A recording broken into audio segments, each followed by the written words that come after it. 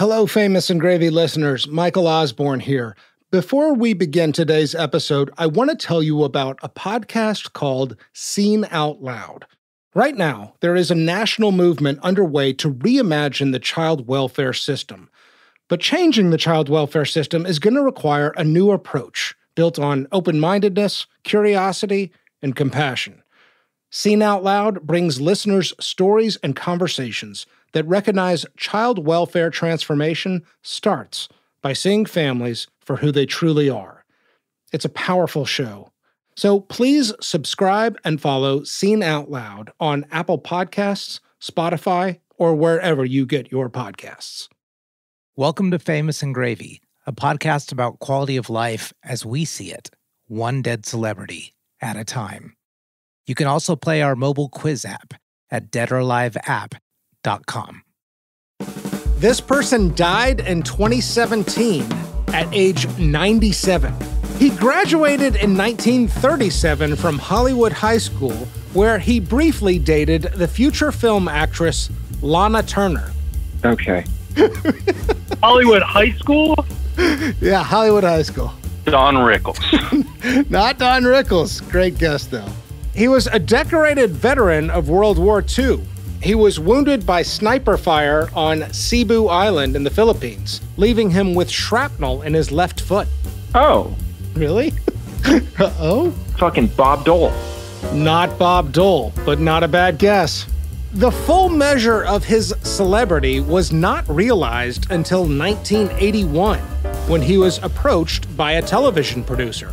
Ronald Reagan. Not Ronald Reagan. Not a bad guess, but actually that's a terrible guess. I take that back. That's a god-awful guess.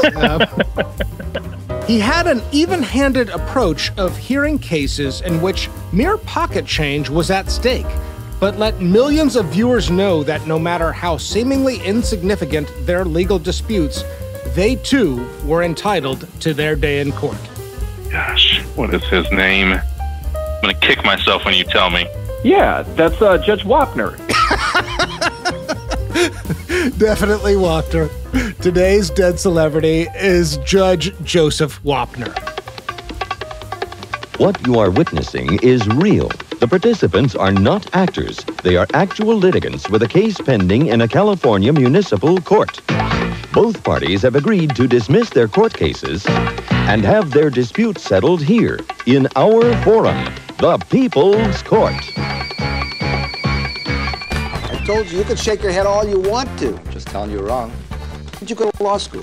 I spoke to the #1 specialist in this field, Good. Gary Edwards, and Then you the give Homeowners Association you give me a is brief. liable to me. Did you give as me a to the brief of tenant- law? As to the Did you landlord. give me a brief of law from this expert? Where is it?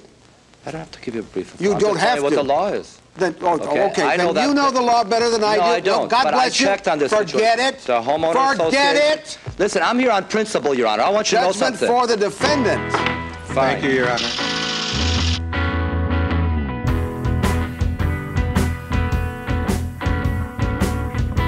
Welcome to Famous and Gravy. I'm Michael Osborne, My name is Amit Kapoor.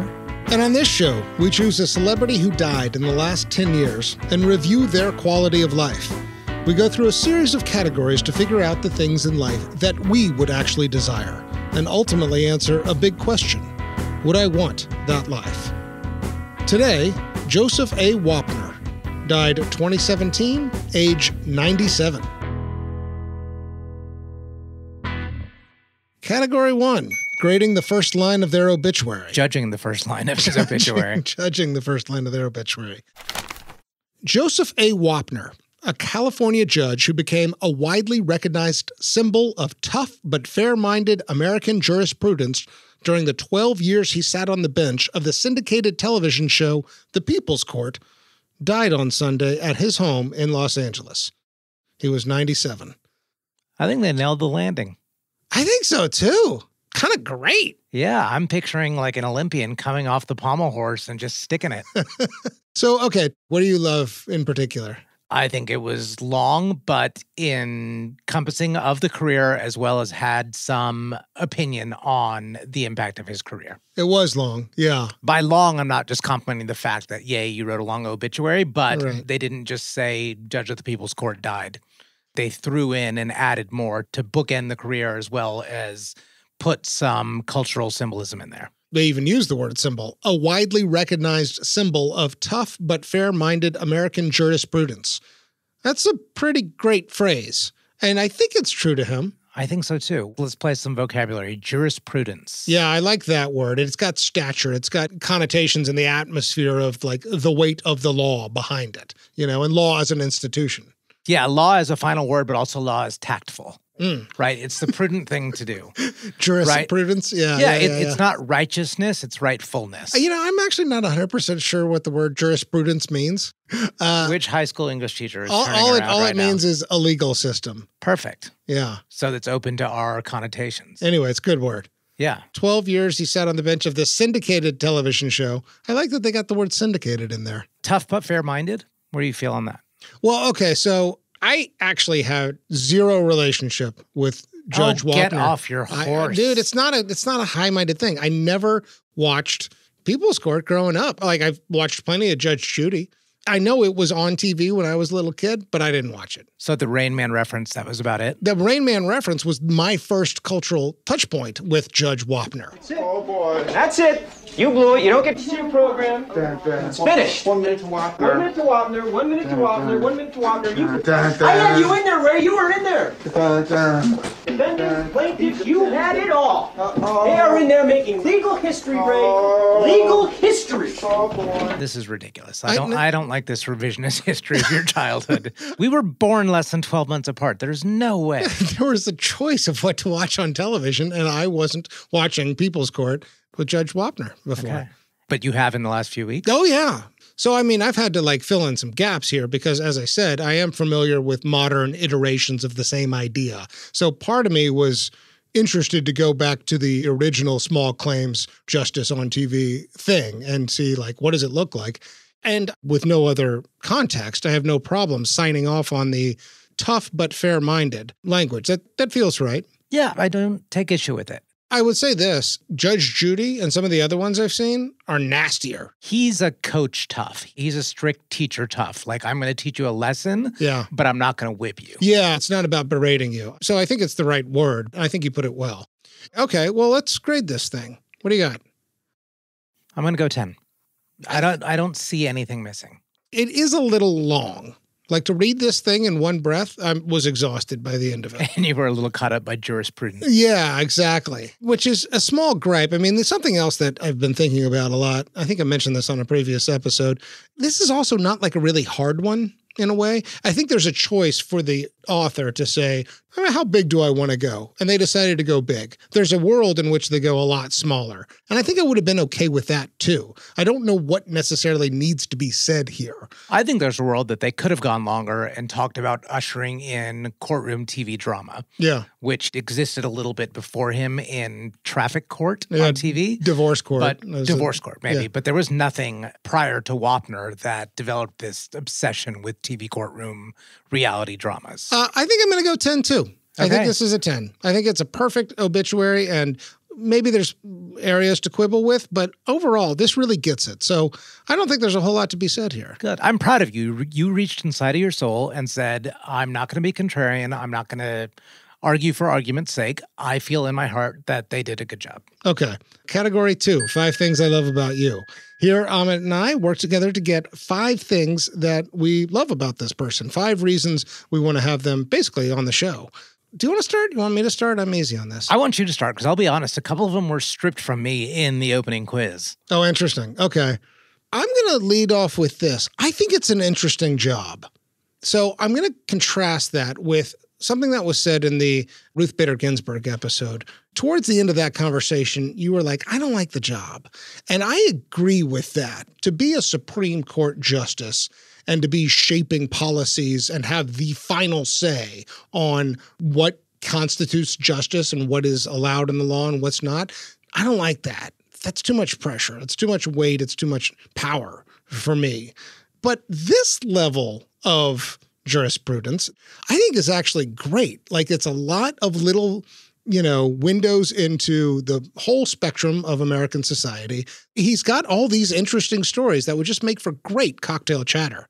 So I think it's a fun job. And I think I would like this level of power, too, to be able to say, all right, I've heard you both out, and I'm going with you.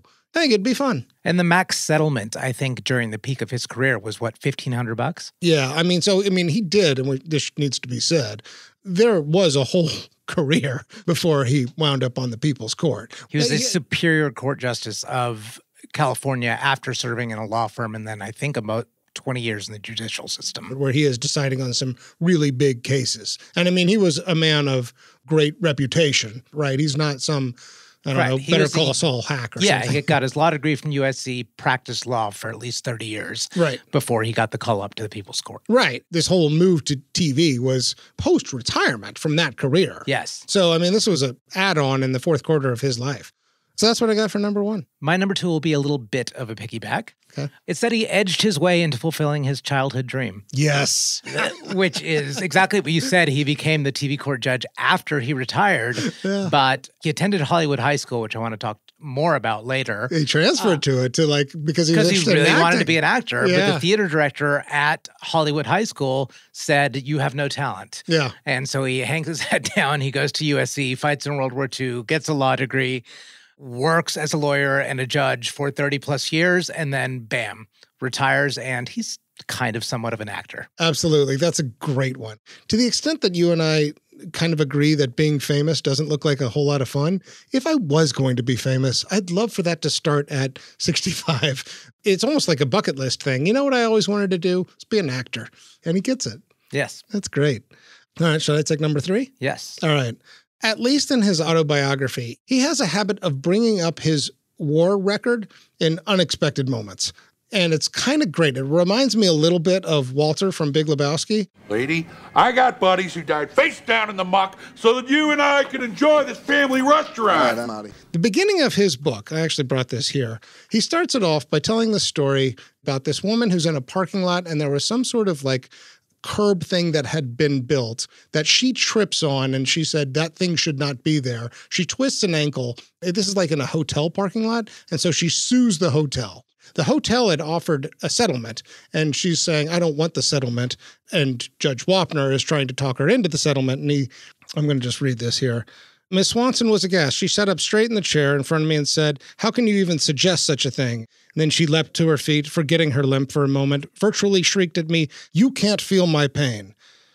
Yes, I said to her after a few moments of thought, but I have had my own pain, and I know what pain feels like. In those few moments, my brain had taken me on a long, painful journey back almost 30 years and 8,000 miles across the Pacific to a time when pain was almost all I could feel. Then he launches in this war story about getting shrapnel in his foot. He does this 5 or 6 times in the book. He'll just be talking with somebody who's dealing with something really petty and doesn't matter at all. And he'll just brings this shit up. And I love that about him. I like it that you're not just giving it that he was a war hero, but that he wears it and wears it down. Yeah. Yes. A little bit. But let's give Joseph Wapner a little credit. He did also have a Bronze Star and Purple Heart. What he got it for, that shrapnel in the foot, was essentially, as they say, saving somebody's life. Yes. And so I think he deserves to talk about it for a while, but I do like that aspect. He actually ends this story and this introduction by saying at the end, and actually, I could feel her pain. He opens the book saying, it's important to be empathetic, and I have life experience. So when somebody comes to me in a state of pain, I try and hearken back to the hardest things I went through in my life. I think that's actually genuine, but it also is unintentionally hilarious to me, just the way he does it, because it's a little clumsy when he references his war record. That's my number 3. What do you got? So we're at number 4. I'm going to go high moral ground. And I will comma that with anti-whining. He cut a lot of people off, but not in a terrible reality way. He just simply wanted facts distilled. 24 hours Are you a day, being no. literal? 24 hours a day, tied up your phone No, for 3 weeks? No. He called day and night at 6 o'clock in the morning. How 12, much time did he tie up your phone? 3 months. He even called and said... Not 3 months, 24 hours a day. He even called and said he was a Miss marshal. Warren, would you please... Sorry, Your Honor. Please be realistic and answer my questions. I'm very serious about this. I know it. You're wasting a lot of my time. He wasted a lot of my time and money. But you're now here in my Your court. Honor. Yes, Your Honor. I mean, How I'm just much very upset. time did he take tying up your phone? 3 months. God bless America. And that is what he tried to elevate people's understanding of the court of law to be. It's not about emotional arguments. It is about presenting the facts, and that's the best that you can do even in this sort of simulated court of arbitration. Right. And he stopped a lot of people from whining. Again, he very much distilled that this is the best we can do in our judicial system is evidence-based. And he always reduced to that. You haven't satisfactorily answered the question as to why you would write a check for $250 when you didn't owe him a dime. He acted like as if that I should give him something in return. Return for what? I don't know. That's the point, sir. And I don't believe you. Case is finished. I've heard all the evidence I'm going to hear. And that's what this case turns on. It turns on credibility. Well, I was also going to tag it, and this is also in his opposition to Judge Judy. So Wapner hated the shit out of Judge Judy because of her abrasiveness and the way that she did not, in his opinion, take the high road in correcting people.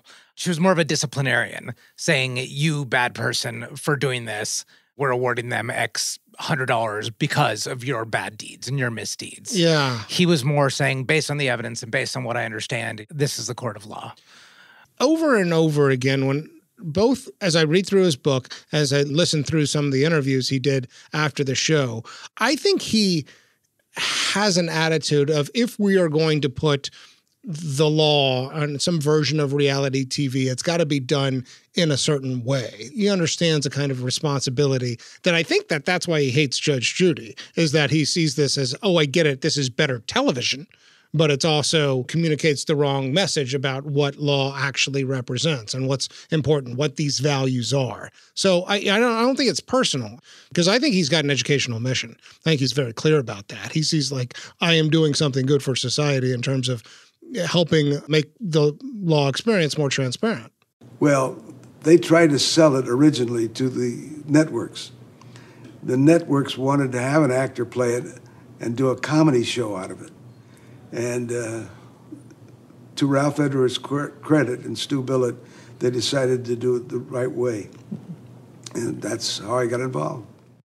I think you could have said, and this was not in the obit, but you could have said symbol of reason.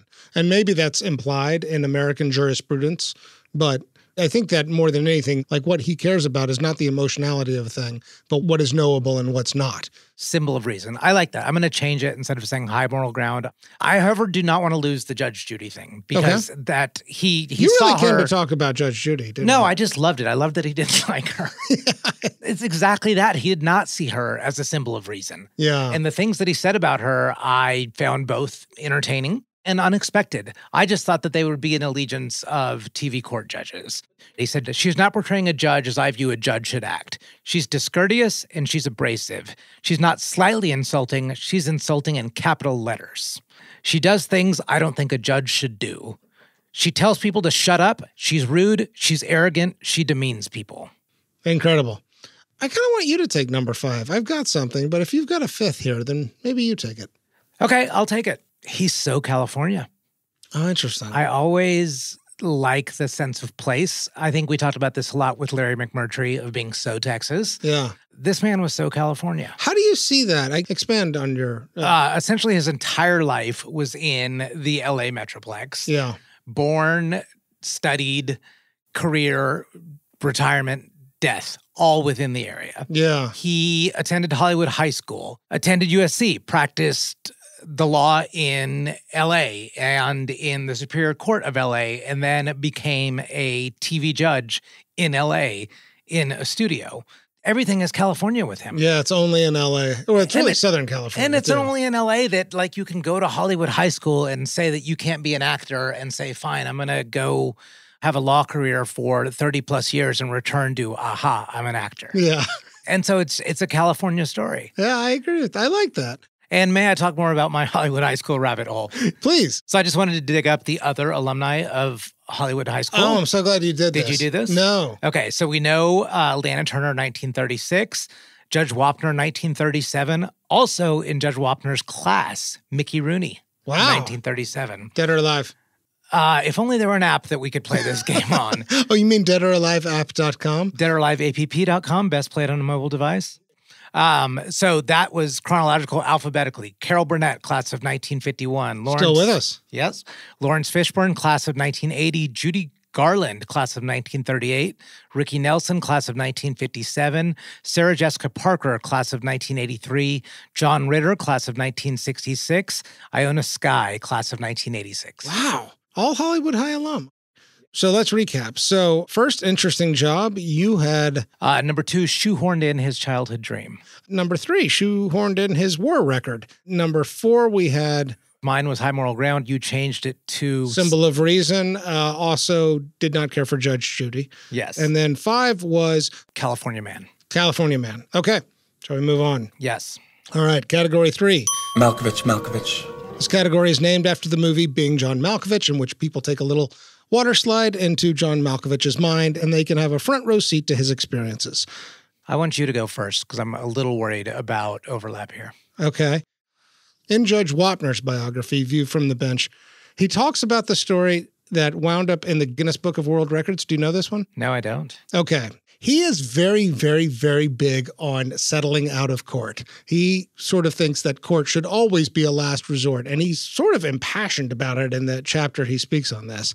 Somewhere in the late 70s, there is a very high-profile divorce of a man named Jack Kent Cook and Barbara Jean Carnegie. This was the former owner of the Washington Redskins. Correct. Okay. And also the Lakers, the LA Kings, the LA Wolves, which is a soccer team, and the Toronto Maple Leafs. They were having a hard time settling on the divorce. And this judge who's involved in it calls in Wapner. He has this sort of marathon settling session where they go for 8 days. And at the end of it, he's able to reach a settlement between the two parties, which at the time wound up being the largest divorce settlement ever. Barbara Jean gets something like $42 million, which in today's terms, according to Wikipedia, is about $157 million. I like this as a Malkovich moment because to feel so strongly about being able to settle a case and to like find resolution between parties and not have it go to trial, that you think you care more about that process than anybody else. But then at the end of it, you actually wind up in the Guinness Book of World Records for having accomplished it. I want to know what that accomplishment feels like. Is that trivial or is it super duper meaningful? I don't know. I would think meaningful.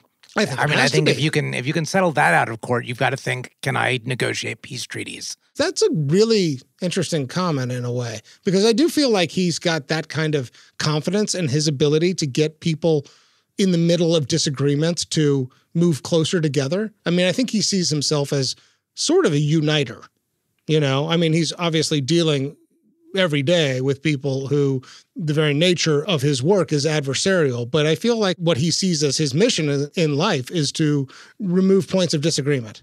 So that's my Malkovich moment. Great one. What do you got? I'm going to go with the firing from the People's Court. Ah, okay. This is very, very Yogi Berra. Yeah. It's almost an identical story. So his stint on the People's Court ran from 1981 to 1993, upwards of more than 2,400 cases. Mm-hmm. And it started to wane in popularity as other 90s programs ushered in, and they canceled him. And they did not tell him. Yeah. They claimed, at least the producers, that they tried to reach out to him and couldn't reach him. So instead, they just leaked it to the press. I think he disputes that. Yes. So his brother-in-law reads it in the paper that People's Court is not being renewed, tells him, and Wapner learns that way that he lost his job. And so this is a man who was a symbol of reason, mm-hmm. whose career stood for due process and, in his view, fairness. Yeah. And he was treated unfairly. His exact words, my feelings were hurt. My feelings were very, very hurt. Yeah. Not in the cancellation, but the fact that he had to find out in a roundabout way. And so what I want to know in the Malkovich water slide behind his eyes is, was his sense of karmic justice shaken or shattered in that moment? I stand for something. I stand as a symbol of due process, of doing the right thing, and this is how I'm treated. I got so many questions I want to talk about that may be outside of Famous and Gravy, but I'm going to do it a little bit here. The first one I have is, I don't think we ever covered how you felt about Judge Wapner growing up. I said I never watched People's Court when I was a kid. I mean, I assume that this was your introduction to what a courtroom looks like. Yes. What's your take on him, or what was your childhood impression of the man? I liked him. I think I was scared of him in the same way I would be scared of a school principal, one that I was deferential towards. Okay. And so I did watch the show. I did like the show. However, I think it's had an undue impact later on me.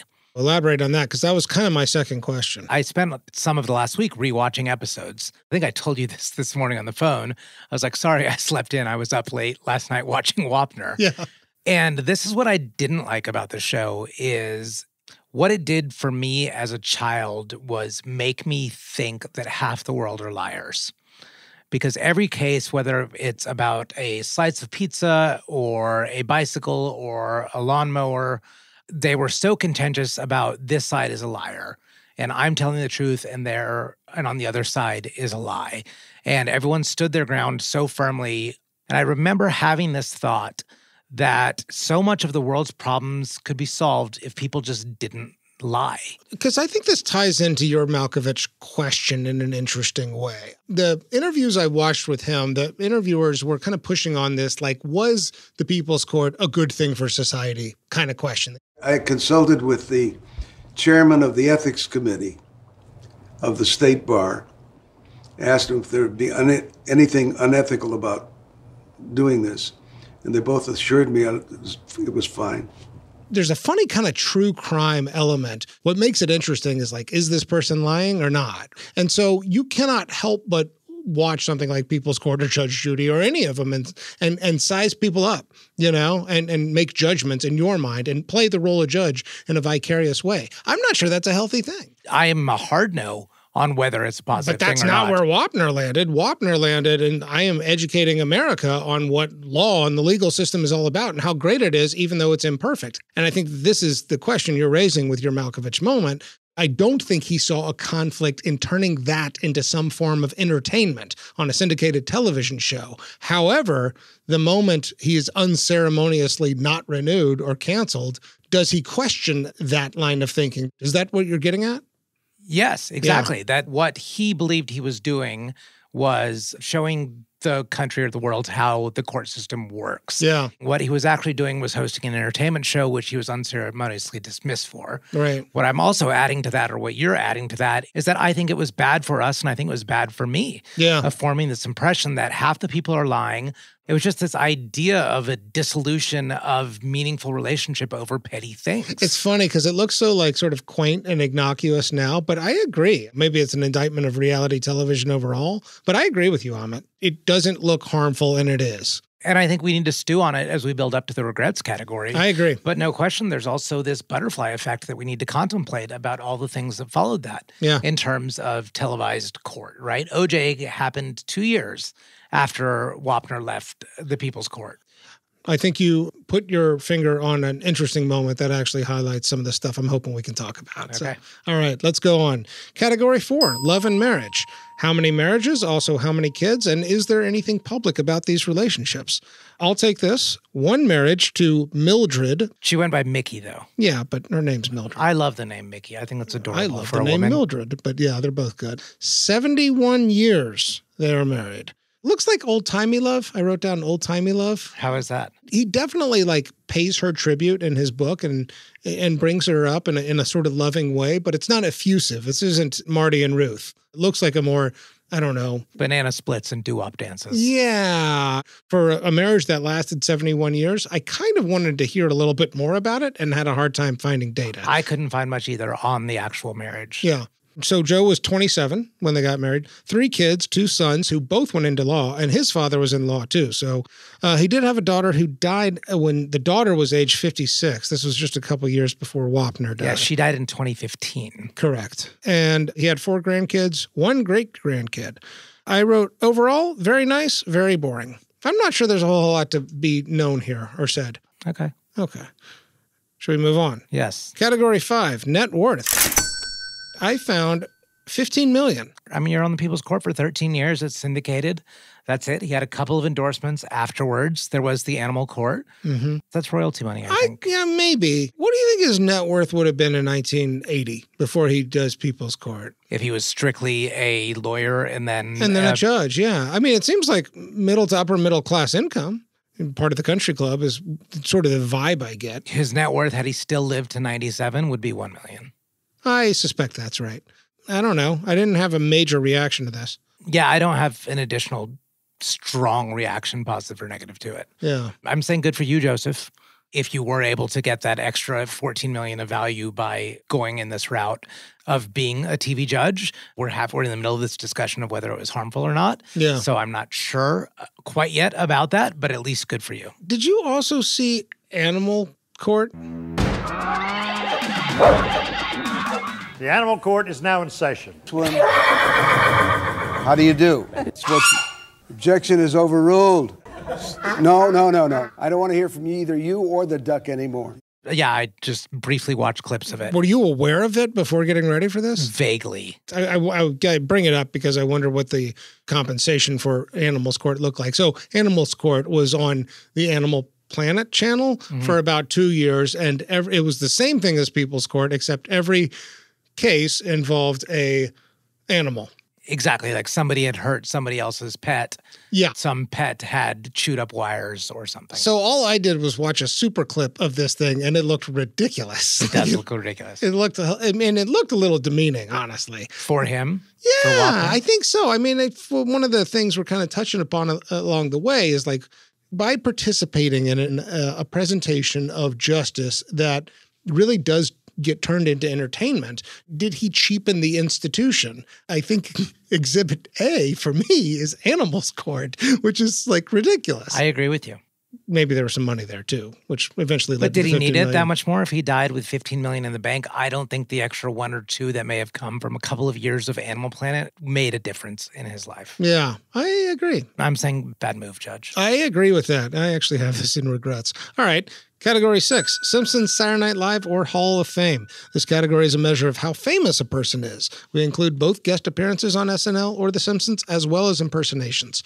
All right. For The Simpsons, the only thing I got was there is an episode in season 5 called Springfield with the S as a $sign, and the subtitle is How I Learned to Stop Worrying and Love Legalized Gambling. So Springfield legalizes gambling. I remember this episode. Yeah, Homer becomes a dealer, and as he's at the blackjack table, cartoon characters that look like Tom Cruise and Dustin Hoffman are at the table, and do that card counting thing again. Come on, do it again. Definitely have to leave the table. No! Please! Gotta watch Wapner. Leave the table. Yeah, leave the table. No!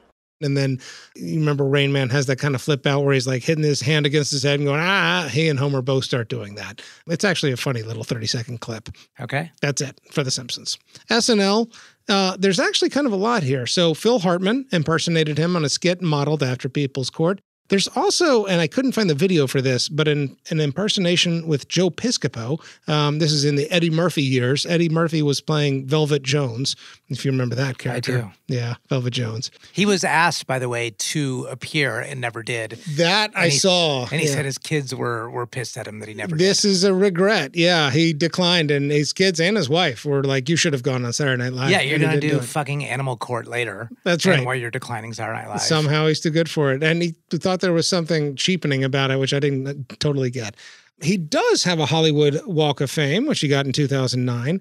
According to IMDb, he was on Arsenio Hall in 1989. Really? Yeah, I thought you'd like that. Okay. And then, of course, we have to mention the Tonight Show appearance, even though this is kind of outside the category, the Johnny Carson, David Letterman dispute, where they brought in Judge Wapner to settle it. It's actually a hilarious 15 minutes. Would you welcome, please, Judge Joseph Wapner.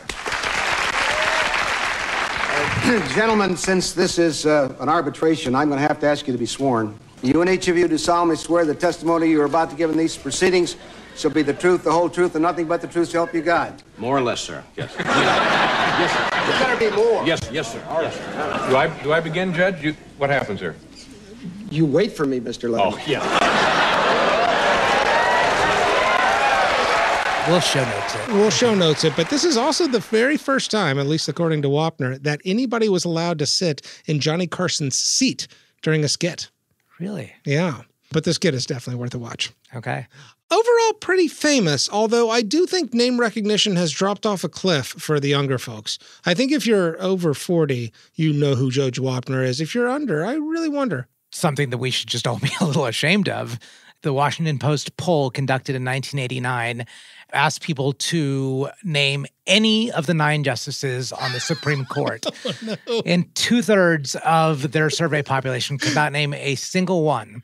Then they asked who is the judge of the People's Court. 55% of the people got it right. Yeah, that tracks. Yeah. That's incredible.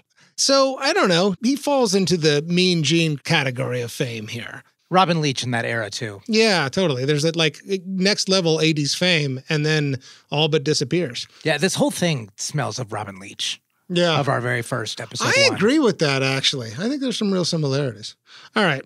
Category 7, over-under. In this category, we look at the life expectancy for a year somebody was born to see if they beat the house odds, and as a measure of grace.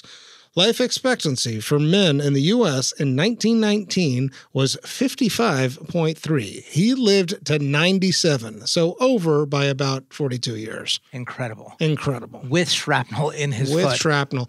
And I want to go right to the grace, honestly, because he, like, the interviews I saw of him in his 80s, I mean, he's still really pretty sharp. Yeah. And lifelong tennis player, pretty fit, you know, he wore it well.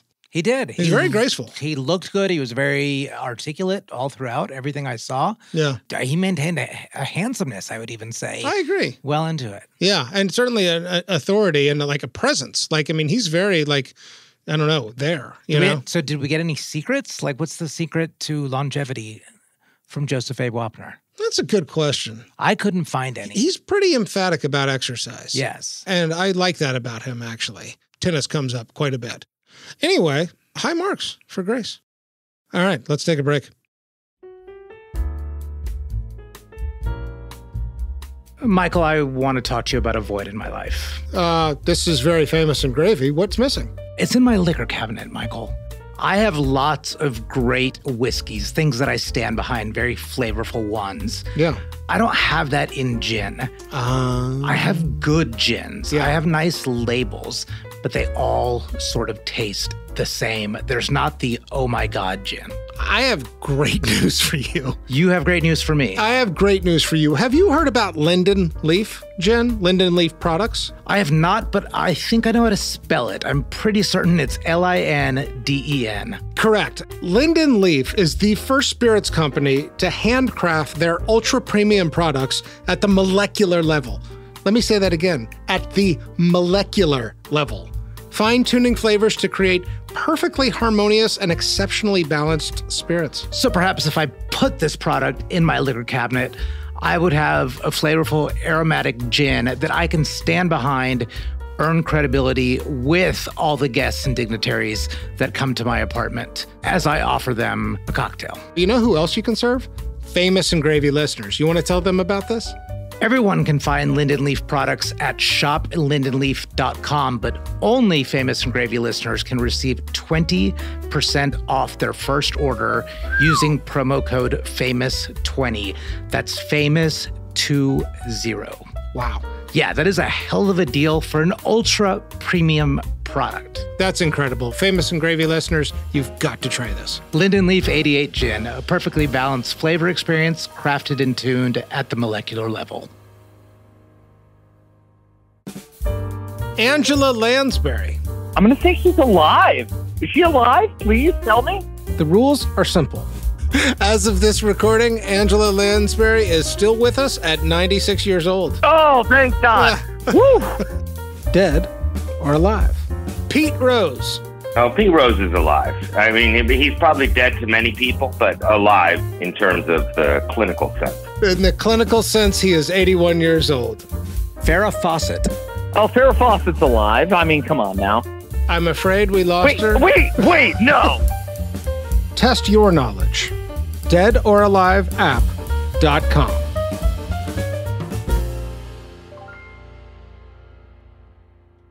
We're now going to get into the more introspective questions, what we think it would have been like to have been this person. The first of these categories, man in the mirror. What did this person think about their own reflection? I didn't complicate this. I went definitely liked it. Definitely liked it. Yeah. Yeah. All right, let's move on. Okay. All right. Next category, outgoing message. Like man in the mirror, how do we think they felt about the sound of their own voice when they heard it on an answering machine or outgoing voicemail? And would they have left it or would they have used the default setting? I wrote definitely liked it. Loved it. Yeah. And I also think that he would have left the voicemail on his answering machine. Yeah. And let's not discard that a lot of the reason for his long streak on the People's Court is he was very sarcastic. He threw in a lot of side jokes. Yeah. Right? And I think this harks back to the wanting to be an actor as a child. So I think he would also have fun with the outgoing message. He is an interesting figure to have been cast at this role. Like he does have both an authority and a little bit of like a in charge, as you put it earlier, principal kind of quality, but he's got a likability too. You scratched his car? What'd you scratch it with? My keyring. What did you scratch on his car? I don't know if I'm allowed to say that. And You're allowed? You're allowed to tell me what I you wrote did. bastard in the back of it. Bastard. Yeah. Okay. I've heard that word before. Okay. He's good on camera. That simple. Rewatching a lot of this stuff in preparation for this episode, I had a lot of Trebek similarities that I was sensing, both in appearance, voice, subtle jokes. Also kind of like I know what I'm there for and what my role is here in terms of playing the role of myself on TV. All right, category 10. Regrets, public or private. What we really want to know is what, if anything, kept this person awake at night. So we had a couple of the easy ones that came up earlier. Yeah, in fact, all the stuff I have has already come up. I think I want to talk about it a little bit more. Certainly being unceremoniously dismissed. I don't know if that's a regret, but I think it does say something about how he was communicating with the showrunners and the producers. I think it could be a regret in putting too much trust. Yes, I think that's right. I think that's a good way of putting it. This is in the private category. Animal court. This is a joke. Are you kidding me? There's like ducks and cows in the frickin' courtroom. Is that what he thinks of your testimony? I guess. You might have to take all the animals out. It's just become so cartoonish. It does seem like there's a story here of a television program that was created in the early 80s that as ratings went down, the producers eventually decided, you know what we need? Somebody nasty. We need more conflict on TV. We need somebody who's going to be abrasive, like Judge Judy. And then the move to Animal Court almost looks desperate. Yes. I mean, it's a little pathetic. Yeah. I don't want to get on too much of a high horse here, but I do wonder if another possible regret here, I think, is that he describes over and over that he has a mission of education.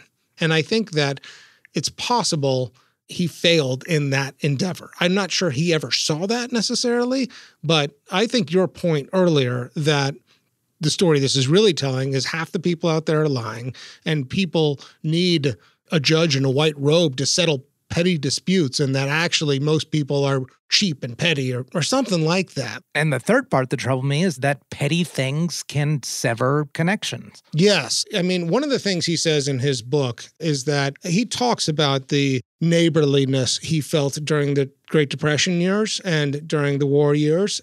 You know, he tells the story about a friend who had children die and they all just like went and were around him. And he's like, I see less and less neighborliness. And he's like, if there's anything I want you to take away from this book, it's that I value loyalty and friendship. He has this thing about 2-word idioms. He wrote on his bench, patience and restraint.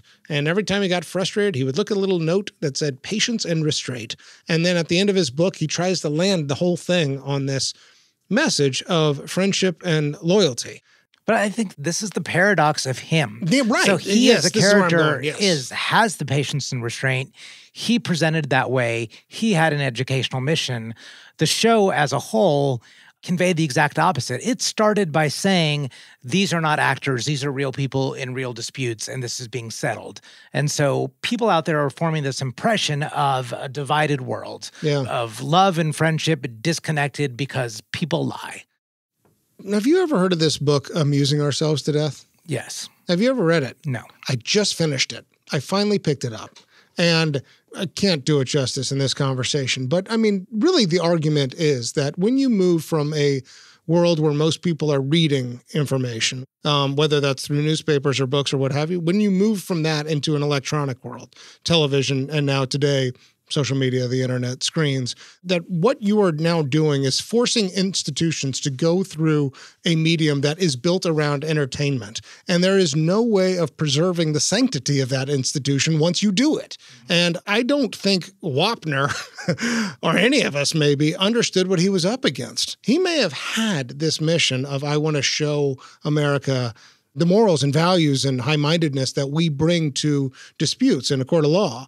And instead, what he showed is, look at how petty people are and look at how flawed we are, and most people are lying. So is this a regret or not?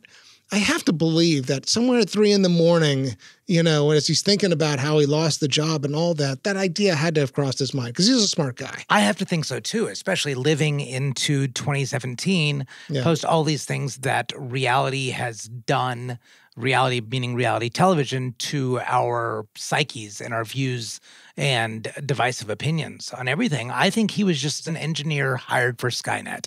I think he was hired to do something that he was good at, and he did it properly, and he did it through his own definition and through his own values, but what they created was a beast. Yeah. I think he is smart enough just to see where that beast reached. But how much personal responsibility do you take for that?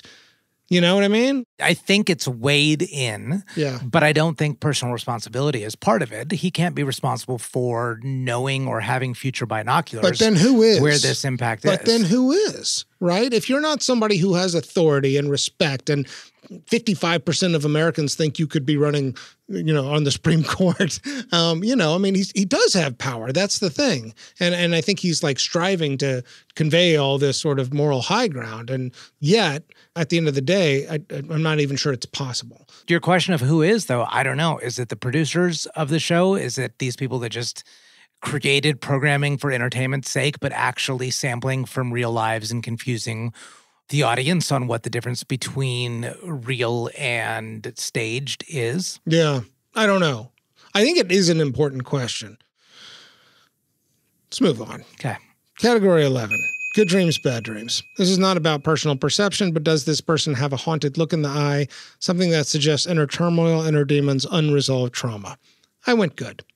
I went good also. You said something a minute ago about being kept up late at night by the where this whole thing ended out in reality courtrooms. I'm just going to add another point. He even one-upped Alex Trebek on the work week. So one of the things I loved about Alex Trebek was he did it all in 2 days a week. Yes. Judge Wapner worked 1 day a week. That's great. They did 10 episodes in 1 day and done, off for 6 days, slept well. So sleep tight, sweet Judge. That's pretty good. All right. Category 12? Mm-hmm. Cocktail, coffee, or cannabis. This is where we ask, which one would we most want to do with our dead celebrity? This may be a question of what kind of drug sounds like the most fun, or maybe this is about access and trying to get at a part of their personality we're most curious about. Go ahead.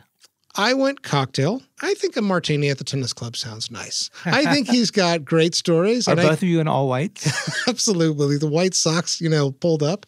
I think he's got good cocktail chatter. I think he's got a lot of interesting stories of today what happened, and he has an opinion about how he wants the world to be. But I also do see himself as somebody striving for peace and saying, can you believe these people? Not in a way that's judgmental to laugh at them, but just to shine light on the world, that if you want to understand people and you want to understand society, then you need to understand their conflicts. What are they arguing about? And what are the stories they're telling themselves about the world? I think he'd just be great to sit and listen to story after story. And that is, for what it's worth, how his biography reads. Yeah, and you would get some highly entertaining stories in addition to those educational ones. Totally. I mean, and I think the question of what is justice, and how do we achieve it is an interesting question for any society. And I think, he'll say over and over, world's not perfect, the system's not perfect, but it's the best thing we've got, and it's here to be honored. And I think every story he would tell would be about his effort to hit that cloudy standard, that goal that's just out of reach.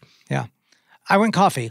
I want to have this debate that we talked about in Regrets of the idea of harmless entertainment, because I don't think it is. He's told himself a story that he's stood by, at least for as long as we know, that it was an educational tool.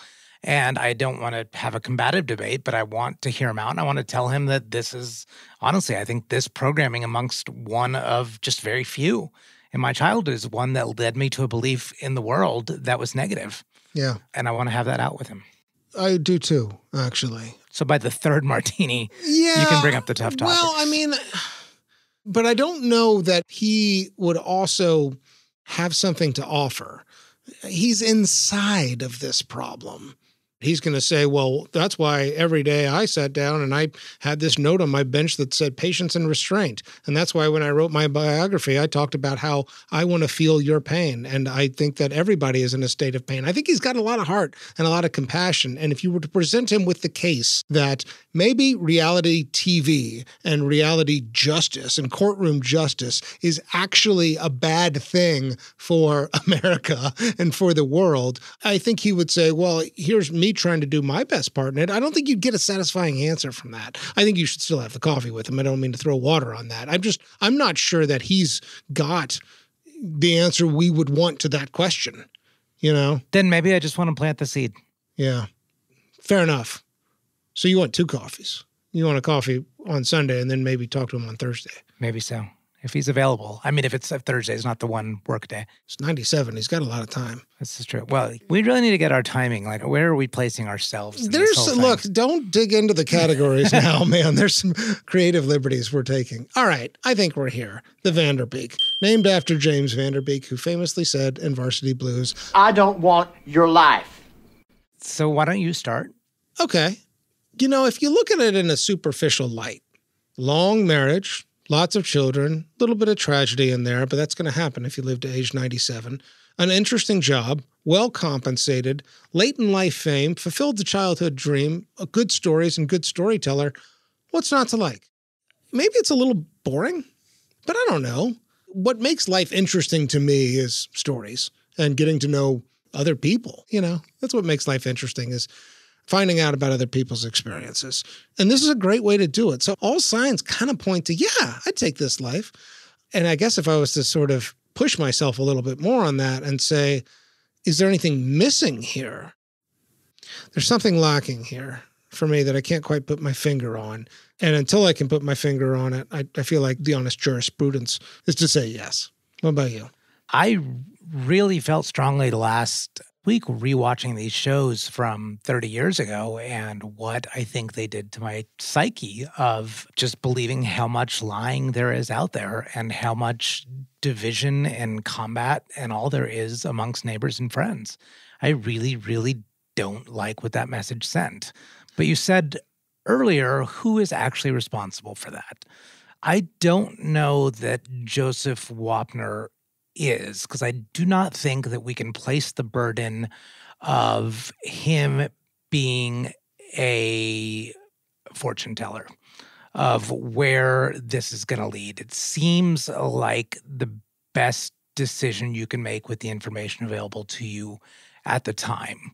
You've justified it with a very good moral reason to work in the education of the law on a public platform where television leads beyond that, where a young mind gets further shaped after that. You can't isolate the negative impact 40 years later. I just don't think that's fair. And so if I take the superficial view, the word that you used, of fulfilling a childhood dream, going to the same high school as Lawrence Fishburne and Iona Skye, serving your country in the war, having what seems to be a long, stable marriage, having children, also having grandchildren and great-grandchildren, taking a pretty good career pivot. Even though you never left Los Angeles, you went from being a court justice to essentially a TV spokesperson and a personality. Yeah. And you were also doing it in the way that maybe Bill Nye or Neil deGrasse Tyson might see the same type of pivot. I wouldn't want to be betrayed as he was in being dismissed from the show. I certainly would not want to do the Animals Court. And so, yeah, I'm also a lean yes. I'm not an emphatic yes. I have a feeling I'm leaning a little more than you. Actually, I'm leaning a little harder because something in there made me think of something that I don't think we've quite talked about enough. You know, it's come up before on the show that I'm basically scared of old age. I'm scared of my body deteriorating, of not having all my faculties, of not being respected. He actually makes old age look pretty fun. Yeah. You know, if you stop the whole Wapner life at age 60, it's pretty good. What's not to love? But the last 30 years are kind of great. I mean, they're more great than not great, you know? I think I'm actually maybe an emphatic yes. Because he also stands for something. So I like the integrity. Okay. Well, are we there? Yeah. Pearly Gates. Okay. Michael, you are Joseph A. Wapner at the Pearly Gates. Standing before you is St. Peter, the proxy for all things afterlife. But I'm Jewish. I am the Unitarian proxy for all things afterlife. Okay. Make your case. St. Peter, you're a judge. I'm a judge. So you and I both understand justice, I think. I'll tell you what I understand about justice. It is an imperfect standard. I'm not sure any of us can knock it out of the park and be perfect. But I think the point is to always try to be a little bit more perfect. And I tried to do that in my life and in my profession. And more than that, I tried to communicate to everybody around the world that that's what we should all be striving to do, is to be a little bit more perfect, to find compromise, to see other people's points of view, to bring humanity and compassion to all our interactions. I think I did that well on the People's Court, and certainly that's why I took the job. I was there to elevate the rule of law as something that we should all honor and strive for, because while it may be confusing to some people, having a standard of law is what sets us all free and gives us all the opportunity to be the most we can be in life. That's what I was about for all of my career and all of my life. So as you judge me, I hope you'll definitely let me in. Thanks so much for listening to this episode of Famous and Gravy. If you're enjoying our show, please tell your friends about us. Help spread the word. Also, if you're interested in participating in the opening segment where we quiz people about who today's dead celebrity is, feel free to submit your name. You can reach us at hello@famousandgravy.com. That's hello@famousandgravy.com. Find us on Twitter. Our Twitter handle is @famousandgravy, and we also have a newsletter which you can sign up for on our website, famousandgravy.com. Famous and Gravy was created by Amit Kapoor and me, Michael Osborne. This episode was produced by Jacob Weiss. Original theme music by Kevin Strang. And thanks so much to this week's sponsor, Linden Leaf Organic Molecular Spirits. Again, you can get a 20% discount on our website if you use our promo code FAMOUS20. That's 20. Thanks for listening. See you next time.